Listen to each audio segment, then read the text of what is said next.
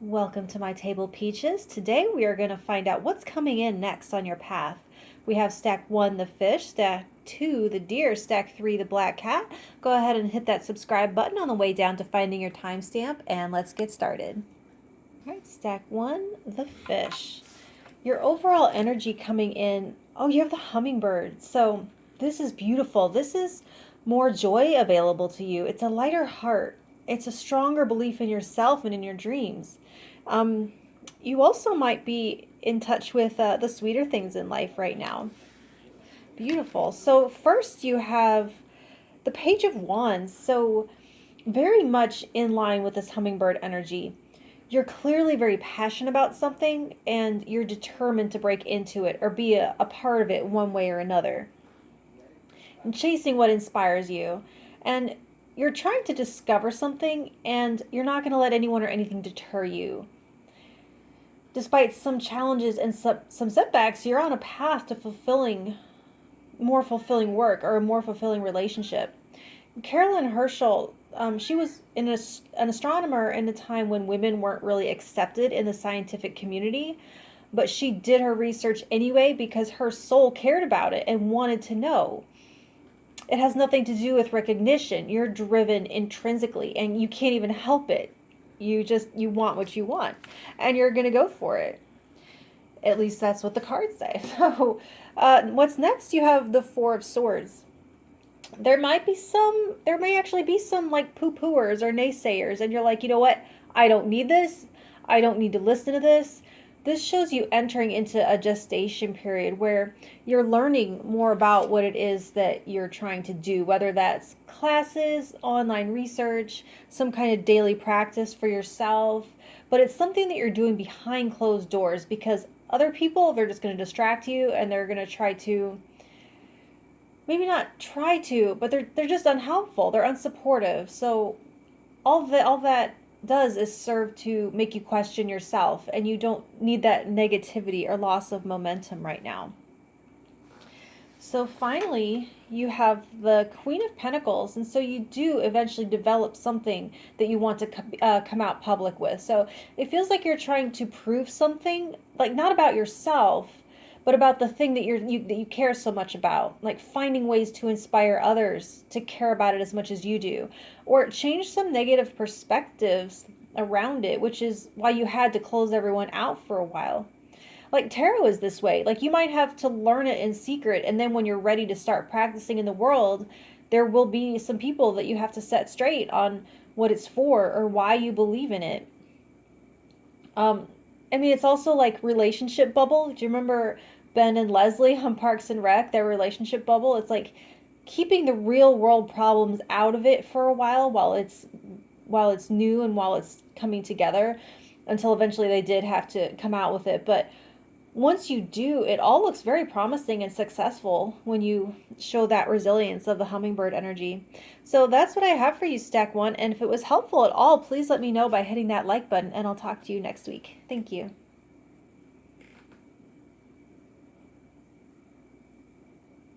Okay, Stack 1, the deer.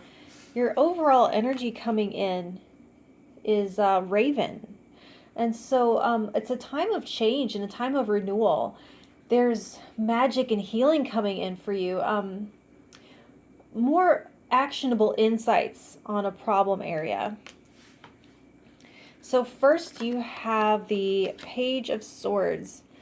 So you're coming in very curious about something and deciding to arm yourself with information. Like you're using tools like the internet, the library, YouTube. You're trying to find out all you can about something that it's like you found out something and you're determined to find your own solution. And I think you don't want to be at the mercy of someone else to solve your issue. Or at least it's like kind of when you go in to get your car fixed, it helps if you know a little something about cars before they try to sell you more than you need, right? So you want to be well informed enough to advocate for yourself. And so I feel like you want to speak up for yourself. And the more facts that you have to back you up, back up your personal truth, the more confident that you'll feel in doing so. So very detail oriented and well organized right here coming in. So next you have the Seven of Pentacles, and this indicates gradual change. So yeah, Raven is bringing in a change, but not like a tower moment change.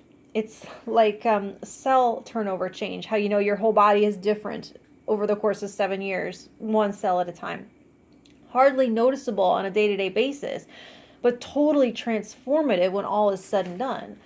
So what I would say about this is that it's going to feel like forever while you're going through it, but looking back, it's barely going to be a blip. So like the Page of Swords is like zoomed in on minutia. So you might have to be able to zoom in and to zoom out on your perspective so that you can keep doing the process, but at the same time see some kind of progress on a further out, zoomed out scale. So finally you have Judgment. Perfect. So this transformation, the results are in on this transformation. It's been for the purpose of your long-term survival. So what you've been researching and slowly swapping out in your lifestyle has been so that you could adapt to changing times, and you're doing so successfully.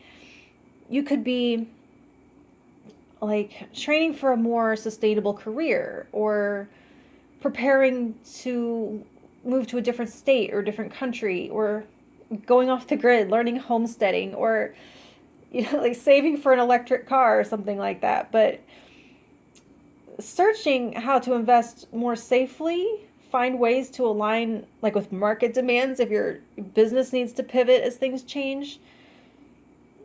But essentially with the Raven, I see you noticing a change in the wind, and you're making sure that you're ready to roll through with it where others might get rolled over with it.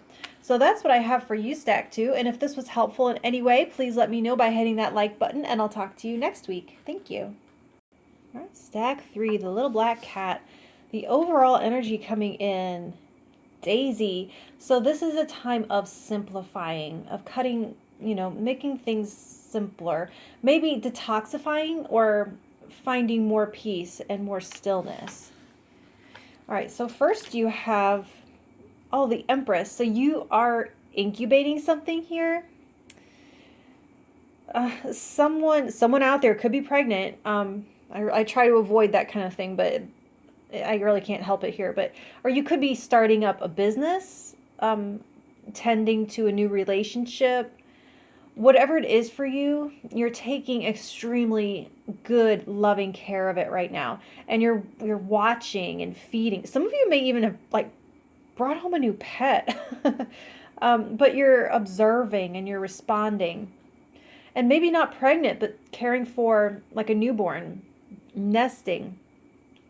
But it's a very attentive energy. And it's also a time of patience with Daisy here, where you might be kind of journaling or noticing cycles or noticing patterns. So next you have the Five of Wands. And so Daisy does encompass loyalty. And so you might have to ward off some kind of distraction here.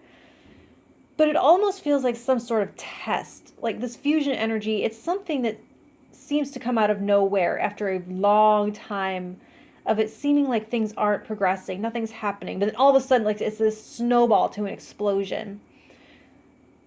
It reminds me of this one black belt form where you have these slow, dynamic tension movements, and then you just explode out of them with sudden ferocity and speed. And this Empress now feels like some sort of calm before a storm that determines what you're made of, and it brings in huge rewards on the other side. So finally you have the Seven of Cups. So you go from this patient gestation or like developmental period into like a flurry of activity that opens up all of these options that you didn't have available before. And the kind of extreme opposites almost feel overwhelming. Like you went from no choice but to quietly wait and watch to so many decisions you don't know where to start. So having Daisy energy here, start with eliminating before choosing. Like, you might not be able to go straight to the choice directly, but you'll get there by process of elimination.